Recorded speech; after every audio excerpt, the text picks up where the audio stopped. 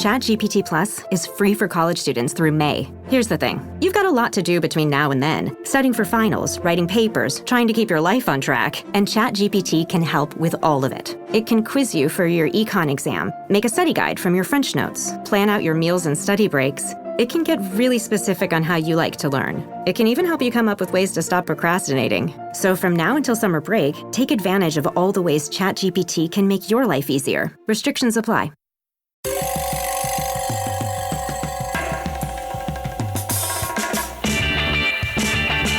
This is Cop Talk, talking crime, cases, and backing the blue. Now, here are your hosts, Captain Ed Mehmet and Detective Kevin Schroeder. Hello, everyone, and welcome to another episode of Cop Talk. I'm Kevin Schroeder, your host. My co-host, unfortunately, today is on a COVID operation. That's what he tells me anyway. So standing in for him today is our producer, Joe Diamond. How you doing, guys? So today on Cop Talk, our guest is, we're very happy to have and very lucky to have Vickie Paladino. Vickie Paladino is a councilwoman in 19th District in Queens, yes, which covers the northeast part of Queens. And she was elected in 2021, and she's up for election in 2025. Okay, yes. Perfect. Great. So welcome, Vickie. Thank you very much. I love being here. Nice format you got. Beautiful studio. Look forward to talking to you. Thank you. Thank you. So, Vickie, let's just want to talk about the murder of Jonathan Diller. I mean, it's a disgrace. It's a shame. The city's outraged. I'd like to know where Al Sharpton and his people are. If, you know, they're always out there for outrage. Well, this should be an outrage of the city of what happened to Jonathan Diller on Monday night. Folks, all our listeners out there, today we're taping. Today's Thursday, 3 days after the murder of Jonathan Diller. So go ahead, Vickie. Well, the outrage is coming. You know, unfortunately, and unfortunately, it's a double-edged sword. You know, what we saw in 2020 with the murder of George Floyd, when they literally burnt New York City to the ground. Right. And we had 2 police officers murdered up in Harlem. I believe it was January of 22 when I first was sworn in. I was elected in 21, as you pointed out. And so we were sworn in January 22. We start our run. So when we heard about those police officers, you know, it was an outrage, and everybody was, heartbroken.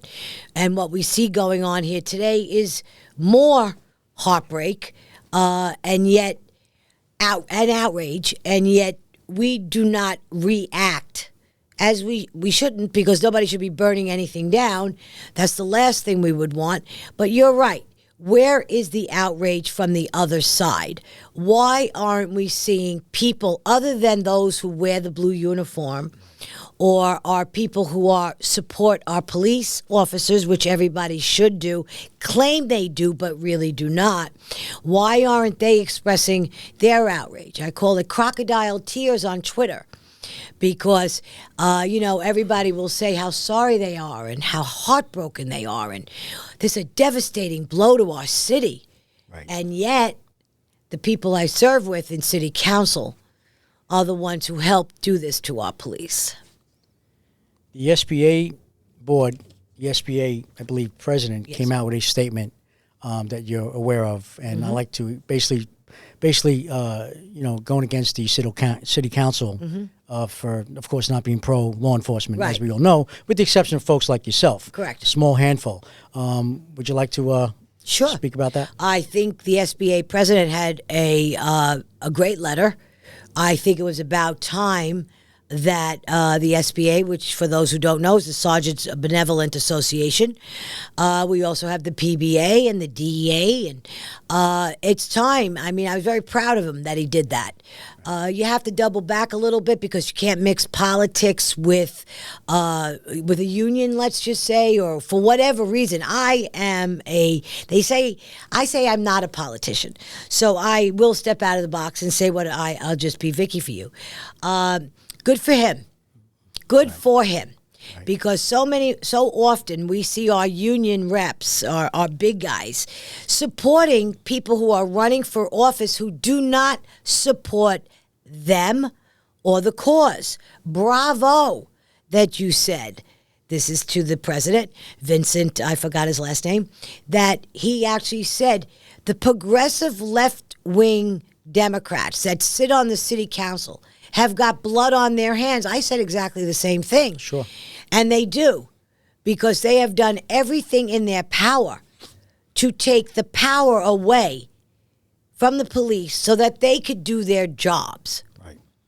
And we're watching the turnstile bail system and the way that works.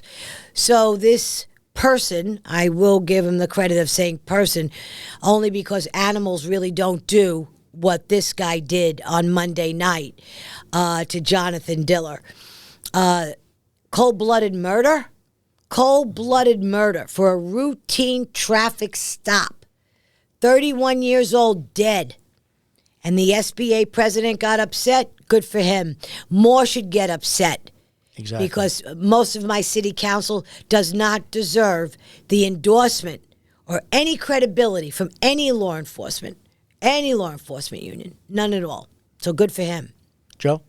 So I think the tide is turning on social media, on Twitter. Your colleague Tiffany Caban, who's one of the heads of the Cop Haters Caucus. Abolish the police. Yeah. So she posted. So after this police officer's murder, she posted something about the turnstile jumpers like being unfairly targeted. God. So I went to see the response. About 1,000 people responded, just denouncing her vehemently.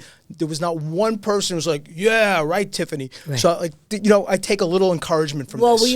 we all could, Twitter or X is known as the Wild Wild West. It is.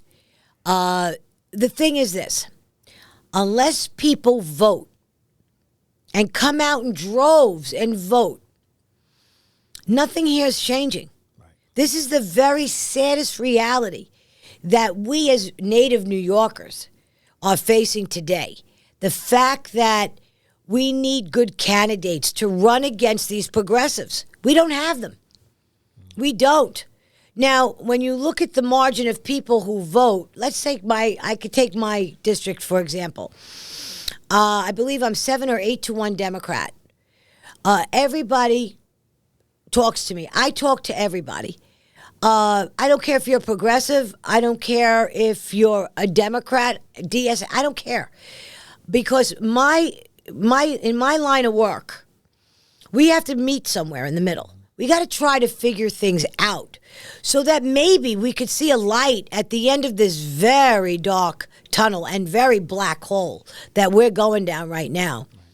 These people that you're talking about, that I know, no, don't talk to her, or don't listen to the other side. These precious few have got so much power that it just amazes me to death. The fact of the matter is they have zero power. Zero power. It's the credibility that we give them, the attention that we give them. The fact that they sit on the city council, and I may step out of the box here too,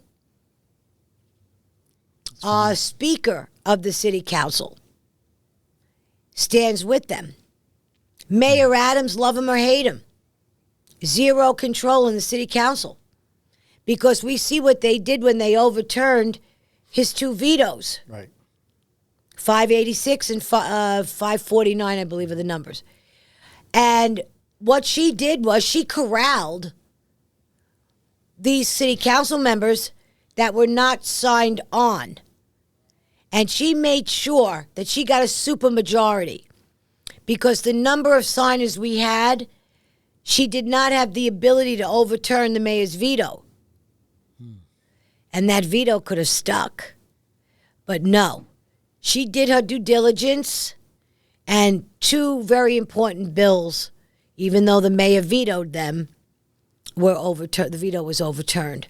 9 of us, that's it. 9 of us on the city council voted yes for the veto to stay.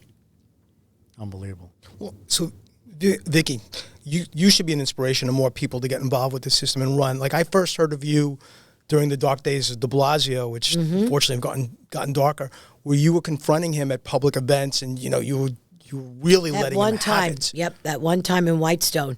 That's what happened to me. If I had a crystal ball, I would tell you I'm not going to be. I had no interest in being a politician. It wasn't on my scope of things to do. I was 63 years old when I saw de Blasio. And it was a very innocent thing. We were going home, my husband and I, and my husband said, "There's the mayor." I was, "Really now? What the heck is he doing in Whitestone?" So I'd never seen de Blasio outside of TV, followed him from day one. I was very political always. And I always knew my stuff. So I said to my husband, "Pull the car over." Long story short, he does. I get out. I wait for the B&C reporters to be finished. When they finished, I said, "Excuse me, Your Honor, but you did not take a question from a concerned citizen." And at that time, it was the murder, assassination, the second two, because we had two in his first part of his administration. This was 2017, when he was running for re-election for that November, where Lou and the other one, I forgot her name, sorry, up in the Bronx, she was murdered. Okay, they were sitting in a parked car, shot in the back of the head. That's cold-blooded murder. So I wanted to say to him that we need you here. He was flying off to Hamburg, Germany. He was an anarchist. He spoke in favor of the anarchists. Our city was in shambles. It didn't yet burn, but he was a lousy mayor. Oh, sure. And then as we watched the years progress, 2020, when they burned down the city, he was in charge, okay? Right. And we thought we had a city council that was as bad as you could get. The fact of the matter is, being in the council now, I found out that the prior city council at least spoke to each other. Democrats, Republicans, they at least spoke to each other. So the progressive agenda was not what it is today. It's an I hate cops agenda. Right. It's the cop hater club. Cop hating club, exactly. It's astounding. Is there literally like less talking across the aisle now in the city council in the last few years? Because, you know, we read about this in the public, the growing polarization, but is it palpable? I'll tell you what the real problem is.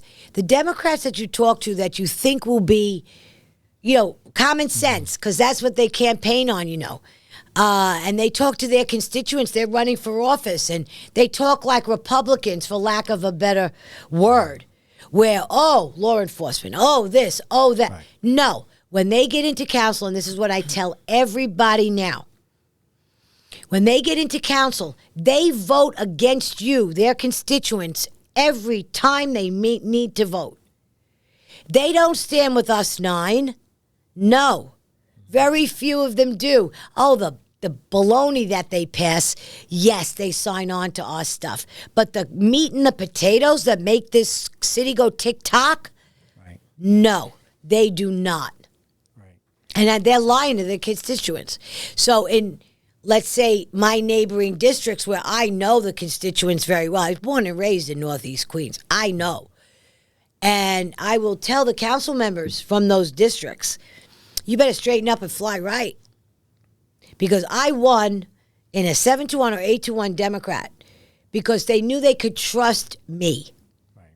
Democrats are infuriated by what's going on. The average Democrat who lives in your neighborhood, in my neighborhood, doesn't mean a D or an R here. No. It means life or death. Right. And they're killing our city. Killing our city. Right. We off? 30 seconds of carefree bliss. Oof, like wind in your hair carefree. Oh, like using Clorox Disinfecting All-Purpose Cleaner in the home carefree. Yes. Like dog slobbing on the coffee table and cleaning it with Clorox Carefree. He's on a roll now. Spit toothpaste on the faucet. You got it. You got it. Peanut butter on the light switch. Oh, spritz, spritz. Spritz, spritz. Clorox, man. Clean feels good. Okay, we're back. Use as directed. Subtle results. Still you, but with fewer lines. Botox Cosmetic, out of botulinum toxin A, is a prescription medicine used to temporarily make moderate to severe frown lines, crow's feet, and forehead lines look better in adults. Effects of Botox Cosmetic may spread hours to weeks after injection, causing serious symptoms. Alert your doctor right away as difficulty swallowing, speaking, breathing, eye problems, or muscle weakness may be a sign of a life-threatening condition. Patients with these conditions before injection are at highest risk. Don't receive Botox Cosmetic if you have a skin infection. Side effects may include allergic reactions, injection site pain, headache, eyebrow and eyelid drooping, and eyelid swelling. Allergic reactions can include rash, welts, asthma symptoms, and dizziness. Tell your doctor about medical history, muscle or nerve conditions including ALS or Lou Gehrig's disease, myasthenia gravis, or Lambert-Eaton syndrome, and medications, including botulinum toxins, as these may increase the risk of serious side effects. For full safety information, visit BotoxCosmetic.com or call 877-351-0300. See for yourself at BotoxCosmetic.com. Morning decisions. A creamy mocha frappuccino drink? A sweet vanilla? Maybe a smooth caramel? Or that white chocolate mocha? Whichever you choose, delicious coffee awaits. Start your day with bottled Starbucks Frappuccino drinks. Pick up a bottle near you wherever you buy your groceries. This episode is brought to you by Netflix. 3 couples, 4 vacations, a lot to unpack.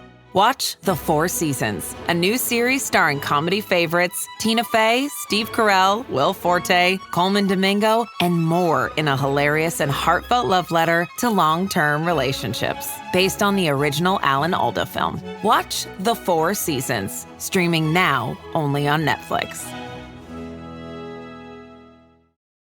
What's your thoughts on with Governor Hochul? She sent in the National Guard? National Guard and the state troopers to patrol our subways, which wasn't every subway, by the way. It was certain subways. I'll give you my thoughts in a second, but I'd like to know your opinion on it. Give me your thoughts first. Waste of time. Exactly. Okay, waste of time. Why do you say that? Well, cops are doing their job in the subway. Correct. These perpetrators are getting right back out the next day. Correct. And then there's a mental problem issue, which cops are not doctors or psychiatrists. Mm-hmm. The city needs to, fix that program as well. Mm-hmm. So you have the mentally ill, you have the homeless, and you have the perps. Mm-hmm. It's just a revolving door. Yeah. So I think it was a waste of time. The cops do a great job. New York City Transit cops, NYPD. However, keep everybody in jail, get the right program for the mental health going on, right. and you can keep the state troopers to do their job throughout the state, and let the everyone else do their job. I agree with you 100%. I was going into City Hall, into Chambers, and New York One grabbed me. And New York One said, Vickie, what do you think about state troopers in the subway? I said, they don't belong there. Simple, right off the cuff, a knee-jerk reaction. Because I didn't give it any thought till I did. And you know what? They don't belong there. Our cops could do their jobs if they are allowed to do our jobs. Right. Our transit cops could do their jobs if they're allowed to do their jobs. We have a huge shortage of cops and transit cops. Because who's telling their kids, you want to grow up and be a policeman, don't you? No. Why would you? Right. So now you got Hochul again. I can't stand her. No, I'll be honest, I can't stand her. She's a liar. She does nothing for this city. What was this for? Ribbons and bows, Hochul? Yeah. Give me a break. Press conference. Okay, you've got all this going on with the migrants and all of this. You want to do something real good, Kathy Hochul? Do me a favor. Put ICE back. Sign the paper. Put ICE back. Right. Let them talk to our police. Let's start to deport these people who are doing these illegal invaders, and I'm calling them that now. Right. I stuck with the political correct stuff for the first 2 years, and when you see what's going on now with the flooding of the borders, draining us economically, draining us emotionally, draining our resources, our cops, and yet we can't turn them over to ICE to have them deported? What the heck is wrong with this picture? It's crazy. Disgrace. Yeah, it's crazy. No, it's a disgrace. Totally agree with you. They shouldn't have been here. No business being here. Keep them where they need to be to do their job. That's right. Joe? You were talking about emotionally disturbed persons on the subway. In one of the latest pro-Hamas demonstrations, which seems to have cooled down for at least a few days. So actually, they were protesting at the Gracie Mansion. And the cops were trying to calm everything down. I noticed that more and more of the protesters are shrieking like banshees. They seem like they're having nervous breakdowns in real time. And I thought, oh, maybe that's what's going on here. Like maybe we need to treat them as emotionally disturbed persons. They're not emotionally disturbed, Joe. Sorry. They know exactly what they're doing, okay? They hate Jews. It's Hamas. They're a terrorist organization. They know exactly what you're doing. And when you hear the drums beating and you hear them screaming like hyenas, that's Antifa. Right. That's their trademark. Their trademark is not just certain headgear that they wear at times. It's the drum, the snare drum, and it's also the shrieking like hyenas. That's Antifa. Well, so you have Antifa joining Hamas. Oh, yeah. Are they mentally disturbed? Of course they are. Some of them are. But for the most part, this is intentional. They go out. They have a purpose. A lot of them are getting paid. Right. A lot of them are paid. So... no, they're fine. But I should clarify. I'm not excuse. I'm right. No, I know you're not. These, no, I know these you're people not. Hijacking the streets. But I've noticed that they seem to be they were becoming a danger to themselves and others. So in that sense, there seems to be a kind of a collective breakdown going on among the fanatics. We have that's another way of looking at it because who would be doing this if you weren't partially insane? Exactly. Okay, I mean, but no, if we want to talk about mental health crises, we talk about the guy with the box cutter, who just randomly on the LIRR, who the woman did not say excuse me, so he sliced her face. So those are the people who are mentally insane. See, there are the guy driving this car that shot the passenger that shot this cop, Jonathan. He was not insane. He's a criminal. There are criminals who can never be brought back, rehabilitated. Everybody better face that. Sure. Okay? And then there are other people who are mentally ill, who don't belong in jail, who need the help. They go elsewhere. Okay? This whole idea of, now we'll jump around to something else. This whole idea of closing Rikers. This is going to be the next thing up for grabs. Wow. Okay? Restitution is going to be something else that's going to be coming up. We're worried that the world's going to end. Did you know that? The world's going to end again? Yeah, the world's going to end again, I think, in another 5 years again. Right. So we'll rather worry about green. We rather worry about solar panels on our houses. We don't want to talk about the electrical grid that can't handle it. No, we don't. We want to deflect from the real issues that are killing this city. Okay? Don't talk to me about the green world. Okay? I've been around a really long time. The world's been ending forever. The world isn't going to end tomorrow. Right. Fix what's broke in this city. Get real leadership. So that brings me to my next question. Congestion pricing. Another beautiful situation. Let's talk about that. Yeah. Well, yesterday, as we all know, the board of the MTA voted in favor, except for one, for congestion pricing. Another thing to kill New York. Yeah. In one of my press conferences, I said, right now, the island of Manhattan is in a pine box. And all we keep doing is hammering another nail in the coffin. Another nail. And that's how I picture it. Mm-hmm. It's sad. I love Manhattan. I love New York. If I didn't, I wouldn't be here. I'd be with other friends my age down in Florida.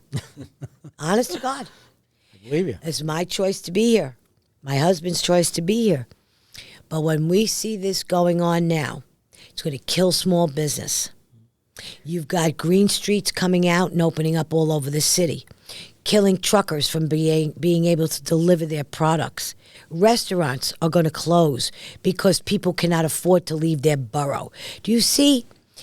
It's a crazy thing. In my mind's eye, I see it almost like they want to isolate us. Borough, you're in Queens, you stay here. You don't need a car. We've got buses that could take you. It's a whole psychological thing. But what I don't understand is how could anybody who genuinely hates, because you cannot not hate New York, right, and do what you're doing to it. I don't understand it unless you're really stupid. Right. My personal opinion is, first responders, cops, firemen, EMTs should be exempt.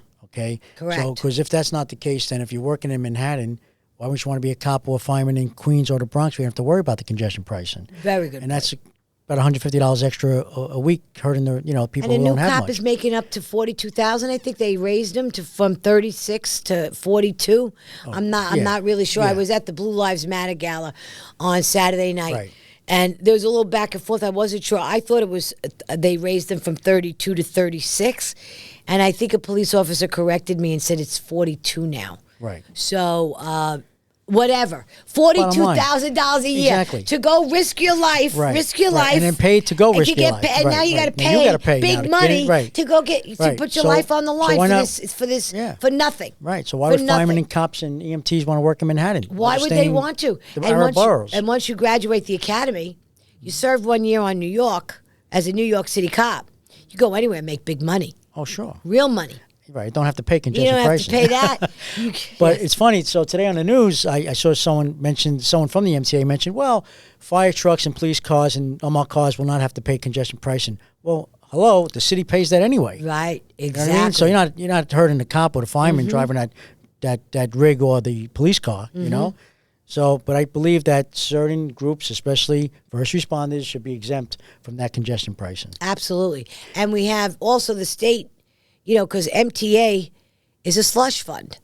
It's a black hole that we just keep pouring more and more and more money in it, and we're getting no bang for our buck. Yeah. Okay? Right. Our subways how long did it take them to do the Second Avenue subway? Then they're going to start something else. This is a racket. A money-making racket. Call it what it is. It's organized crime, okay? It's organized crime on a different level. On that note, how's Northeast Queens doing? We're doing great. No, honestly, I have to say that I love my job. I am so fortunate to have one of the most beautiful districts in the city of New York with the best people that I could think of. I was born and raised there back in 19 blah, blah, blah. And, my parents came here in my mother and father were born here. But we came to Whitestone in 1947. And it was literally farmland. My mother, who was in the Bronx with my father, and they got married, and they bought it off a blueprint. And my mother was off of Tremont Avenue. So for my mother, she's, Freddie, where are you taking me? This is the sticks. And it was, because when you 3-story walk up, you come downstairs, you're in the heart of everything. Yeah. So it was beautiful then in a different way. It's beautiful now, but we're seeing a lot of changes. So I do have a lot of constituents who have legitimate, as I do. We have squatter issues in my district. I just did a press conference this past Monday. 400 constituents attended that press conference. It aired. ABC News did a brief thing on it last evening at 11 o'clock. But what happened was I did it Monday night, came home to the sad news about Jonathan Diller. It just took the wind right out of me, my gut, everybody, just blown away by this senseless murder. And but I do work very, very diligently for my constituents. And what I've built more than anything with them is trust. Trust above all else. Honesty. Trust. They knew when they elected me they were going to have a voice in City Hall because I promised them that. I said, I will take your voice with me to City Hall. I may be in the minority, but I promise you this. Total transparency. I will throw open those big brown wooden doors that take you into chambers, and I will bring you everything that goes on in chambers will come back to you here, District 19, and now throughout the city, because they have me on all kinds of shows. I'm going to be on Newsmax tomorrow morning, and Marsha Kramer on Sunday. But the thing is, I deliver on my promises, and they know if they come to my office, Crackerjack staff, my head of constituent services, Evelyn, worked for CBS. She's younger than I am, but we're all around the same age, which kind of makes it real comfortable because we get it. Right. And I have some real young ones, too. And interns, high school kids want to intern for me. It's really amazing that, gray hair and all, I'm appealing to every age group. It's just I love my job, and I'm just going to keep doing it. We have a great team, and I do. That's doing what a great makes job it. as That's well. what makes it. Very good Without job. my team, where would I be?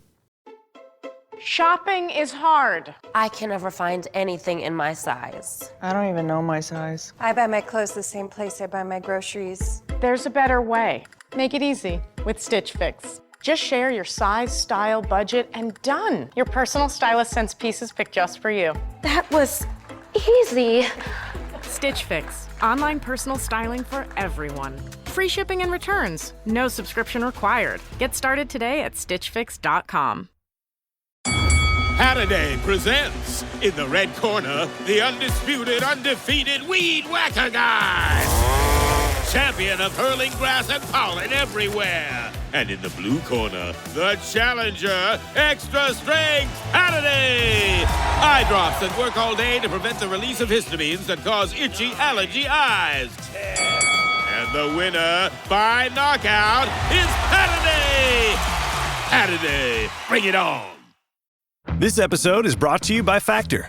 Optimize your nutrition this year with Factor, America's #1 ready-to-eat meal service. Factor's fresh, never-frozen meals are dietitian approved, ready to eat in just 2 minutes. Choose from 40 weekly options across 8 dietary preferences like Calorie Smart, Protein Plus, and Keto. Eat smarter at factormeals.com/listen50 and use code listen50 for 50% off plus free shipping on your first box. Factormeals.com/listen50. Code listen50. Terms and conditions apply. Home means something different to everyone. But with Rocket Mortgage, home can mean even more. It can mean a college education, taming your high-interest debt, even a renovation. We've made it easier than ever to use your home equity. That home you worked so hard for, now it can work hard for you. Call 800-4ROCKET or visit rocket.com to find out more. Rocket Mortgage, LLC, licensed in all 50 states, and MLSConsumerAccess.org, number 3030. So, a lot of your your district is the salt of the earth, middle class, working class. Right. Excuse me. So a lot of them probably are thinking of moving now to Florida or other places, and they're scared of what's happening on the subways, scared of what's happening in the streets. What do you say to them in meetings? How do you? Yeah, it's getting harder and harder. It really is. There's the young people, 23, 24. What do you say to them when they can't make a living? They can't even, barely get by. You have the late 30, 40-somethings married, raising maybe 1, 2, maybe 3 kids. Don't want to put their kids in public school. They want to go to private school, parochial school, through the roof. So you say to this young couple, well, some of them will say, I only have got 5 years left on the job, only got 10 years left on the job. They're shopping. Some have already bought, in Pennsylvania, little houses, that they're fixing up. They go there on weekends. People older than that, in their late 50s and mid-60s. I've had it, Vic. I got to go. Can't stay here. I just can't. I understand. I don't know. Yeah. We're going to lose our whole tax base. These are our 40-somethings, 50-somethings, 30-somethings. This is the tax, our entire tax base. Why do they want to gut? Why? Why does the leadership of New York City want to gut this city and take out the tax? The very people who make this city run every day. Yeah. Why do you want to get rid of them? I don't understand it. And I don't think I ever will. That's why I guess that fighter in me comes out the way it does, because the frustration, it's not anger as much as it is frustration. No. I'm sure you all have friends here who say, you know what, I'm done. I'm moving south, sell my home, going to make a nice buck, and I'm going south. That's it. I mean, that's what's happening. Say? Good luck, Vic. But I'll give you another side of the coin. I'm coming out of my office. I have a storefront on Francis Lewis Boulevard. And it's hopping. My office is hopping. We were dealing with people from Brooklyn today. So I see some lady. She says to me, not too long ago. It's happened 3 times. I'll just give you the most recent one. Vickie Paladino. I says, yeah, hi, how are you? You know, she said, I'm great. You know, I had to move from where I was living, another borough. And I said, well, if I got to move to Queens, there's only one district I want to move to. I want to move to that Vickie Paladino's district. That northeast section of Queens. Yeah, sure. And I says, get out of here. She said, I swear to God, I moved here because of you. I said, oh, go away. But she did. And now she only lives a few blocks from my office. But I've heard that 3 different times. Yeah. So, you know, I won in 21. And I won on the 20th year where they redistrict the lines. Normally, council is a 4-year term, and it's 2 4-year terms, which make it 8 years, and your term limited out. So, because I won on the 20th year, I had to run for re-election in 23. Yeah. Now I have to run for re-election again in 25 for my that will be the 4-year term. So, and now you go back to 4 year. So it's a lot because you're running your office, you're running your district, and you're helping out as best you can throughout the city. Right. And it's not enough time. You need more time. Right. So, how about Vickie Paladino for New York City mayor? No, thank you. It's very funny you should say that because I was approached several times by some pretty significant people, and honestly, no. No. For me, my district needs me, and I'm not getting sappy on anybody. I'm being who I am. I will not disappoint my district unless I saw it going into hands that I know would do the same type of job that we collectively in my office have been doing. Right. I'm not giving it up to somebody who's going to just wreck everything I've tried to do and have accomplished. That's great. Yep. Really.